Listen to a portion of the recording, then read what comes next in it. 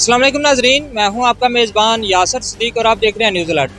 नाजरीन, news alert के साथ अभी मैं थाना दीना के अंदर मौजूद हूं। एक नहायत ही अहम खबर से आपको आगाह करते चलें कि आज सुबह थाना दीना पुलिस और मुलजमान में पुलिस मुकाबला हुआ, जिसमें 2 मुलजमान हलाक हो गए और 1 कांस्टेबल शहीद हुआ। नाजरीन, आपको बताते चलें कि जो मुलजमान थे, इन्होंने जो गुज़श्ता ईद गुजरी है, जो ईद उल अज़हा, उससे शाम को मंगला रोड के मुकाम पर 2 नौजवानों को फायर मार के कत्ल कर दिया और मौका से फरार हो गए।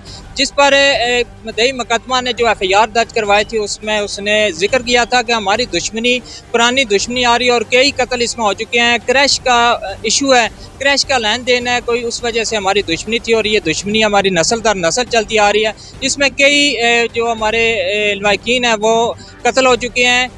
इसी बिना पर थाना दीना पुलिस ने अपने सोर्स इस्तेमाल करते हुए उनको इतला मिली कि मुखबर की इतला पे थाना जातली की हदूद में इन मुलजमान की निशानदेही हुई, जिसमें आकब और फरमान 2 मुलजमान जिन्होंने दीना में दोहरा कत्ल किया था, उनकी जो रिहाइश है, उसकी जो ठिकाना है, उसकी इतला मिली, जिस पर हमरा नफरी वहाँ पे रेड किया गया। रेड के दौरान मुलजमान की फायरिंग से मौका के ऊपर जिशान नामी कांस्टेबल जो थाना दीना में तैनात था, मौका के ऊपर शहीद हो गया और उसके साथ राजा हमायूं हेड कांस्टेबल था, जिसको टांग में फायर लगा और शदीद जख्मी हो गया, जिसको फौरी तौर पर दौलताला हॉस्पिटल पहुँचाया गया, जहाँ से रेफर होकर रावलपिंडी मुंतकिल किया गया।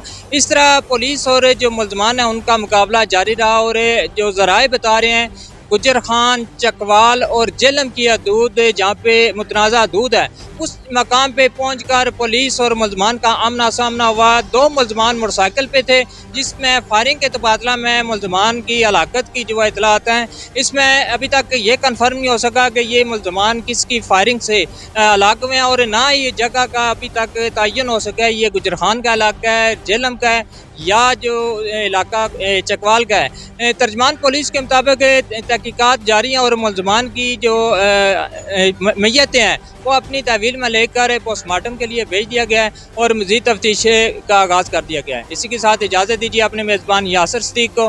मज़ीद अपडेट के लिए देखते रहिए न्यूज़ अलर्ट।